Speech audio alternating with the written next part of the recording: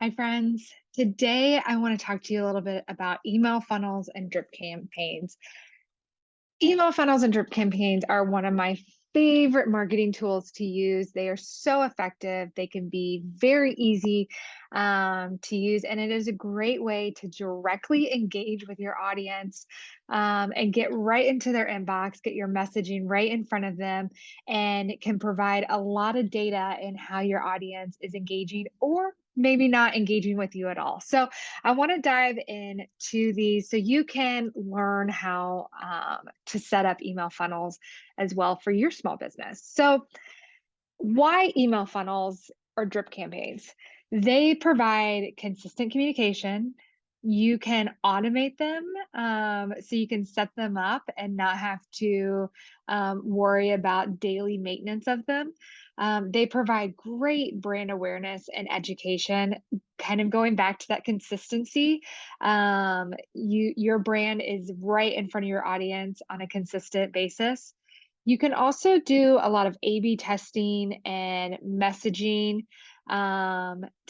Try different things out, experiment with different messaging or even different graphics or information. And what I'm saying here is it provides a lot of data.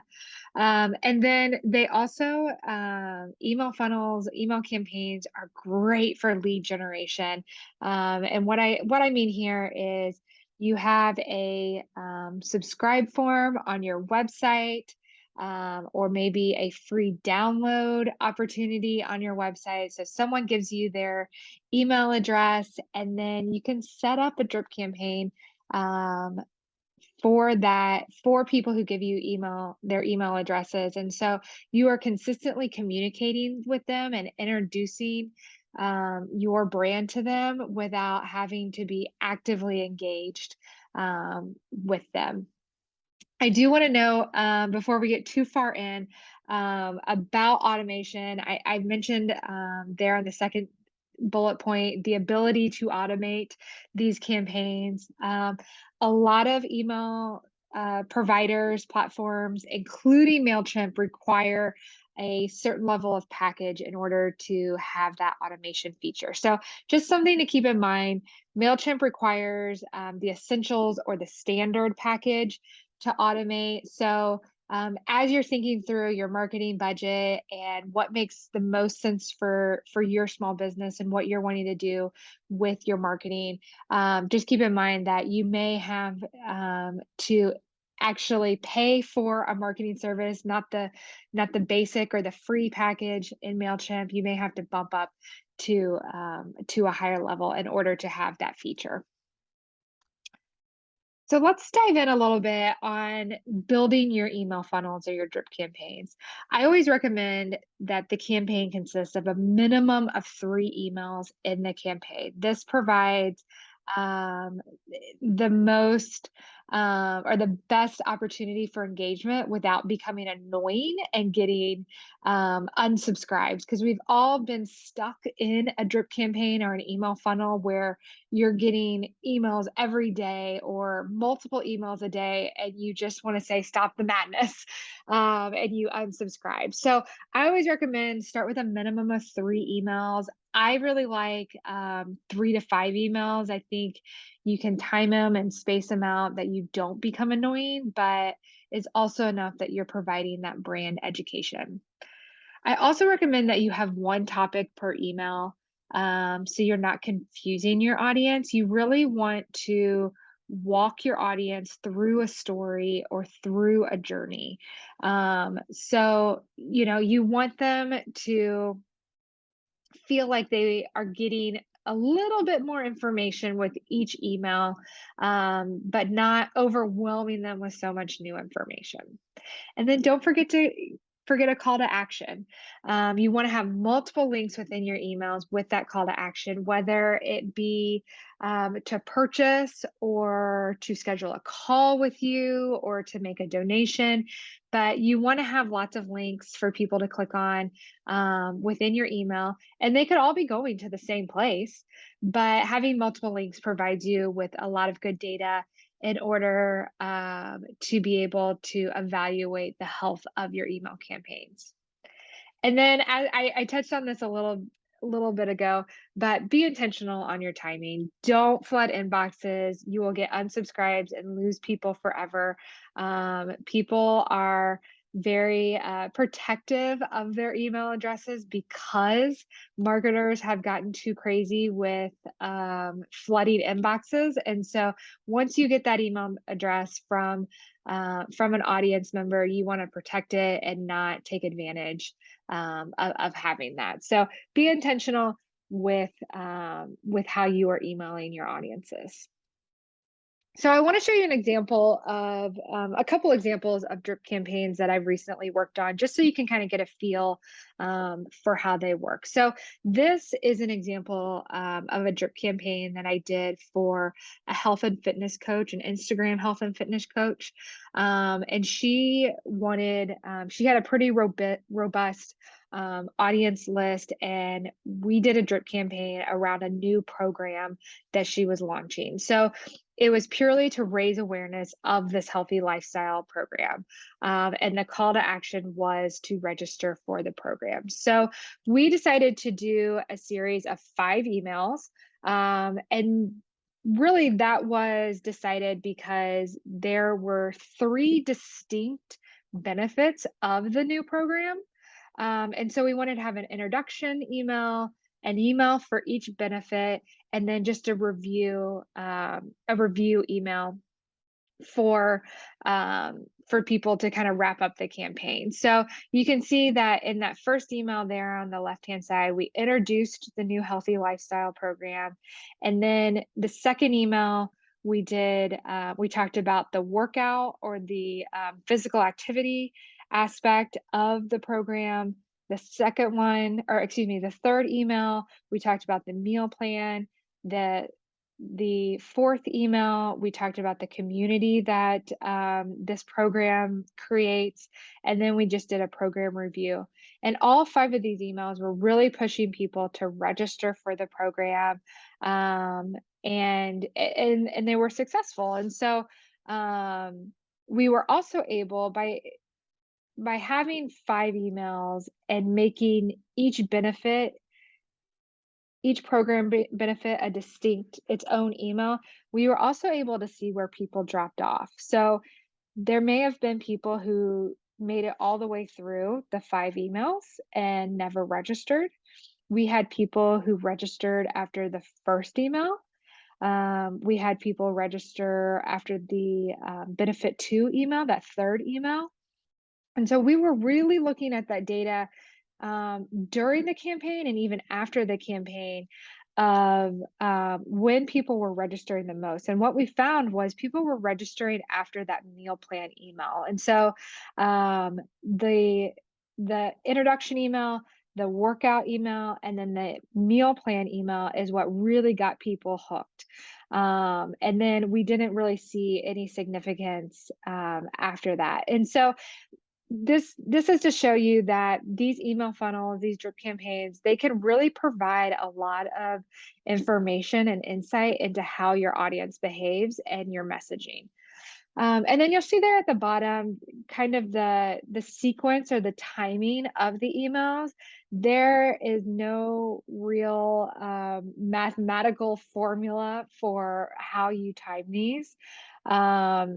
It's really what makes sense for your audience, and this is why it's so important to understand your audience and know what they may want. And so for this one, we did a 2-5-3-5 um, to, kind of pepper people with an email and then wait a few days and then pepper them again and then wait a few days. And like I said, there's no true science behind it. We knew for this program, we wanted to create a lot of excitement and a lot of buzz around it. And so we shortened up that email time. But if you're just wanting to do a slow drip and just brand awareness, maybe you push out that timing. And so there's really no right or wrong way to do your timing, but just keeping in mind, be intentional about your timing and don't flood inboxes. So I actually want to show you here a lead generation drip campaign that we did. And this was to raise brand awareness of this client. It was a client who was very successful with one audience in a particular market, and they were moving into a different market. Um, and so we needed to raise a brand awareness about not only about their brand and about the company, but also the products they provided.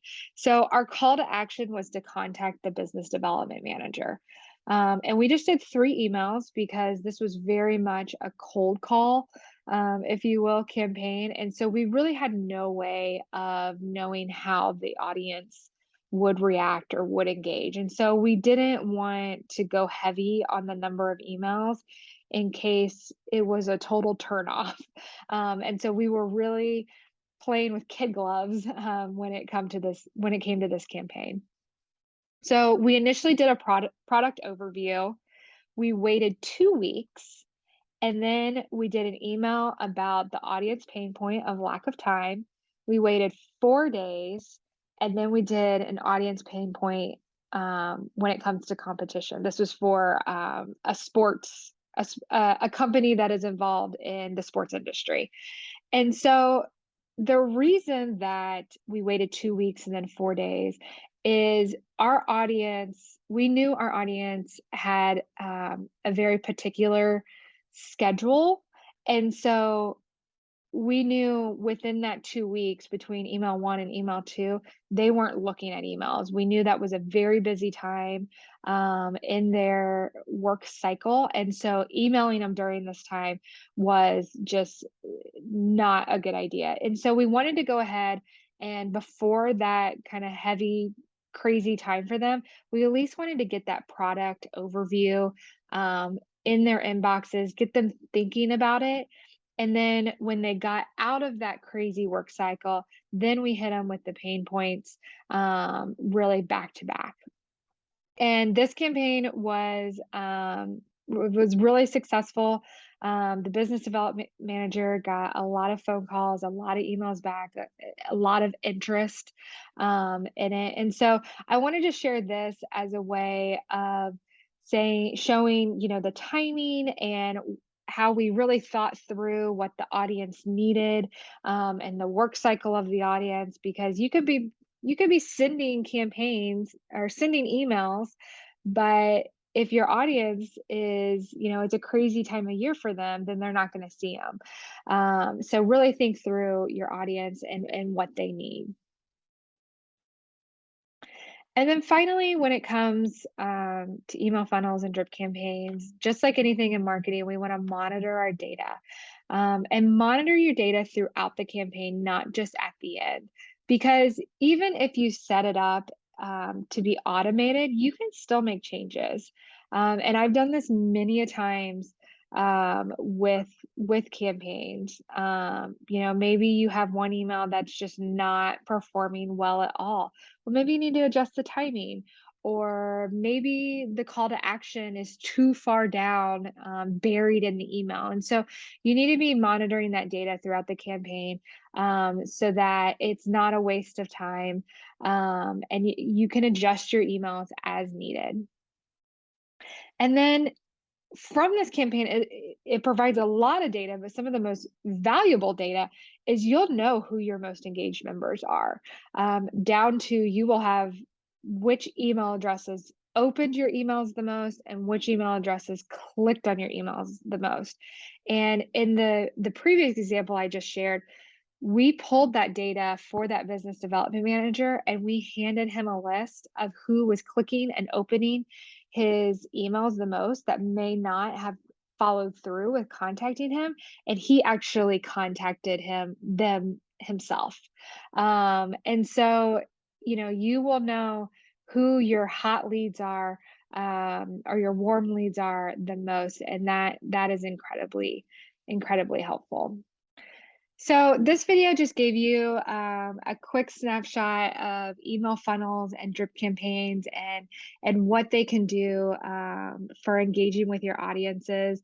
Like I said at the beginning of this video, I love email funnels and drip campaigns. They're incredibly effective. They are definitely one of the most used tools that I use when I'm working with clients and even in my own small business. So I highly encourage you to think about using them and think about how they will work for you and your audiences. And as always, don't hesitate to reach out if you have any questions or if you need a deep dive.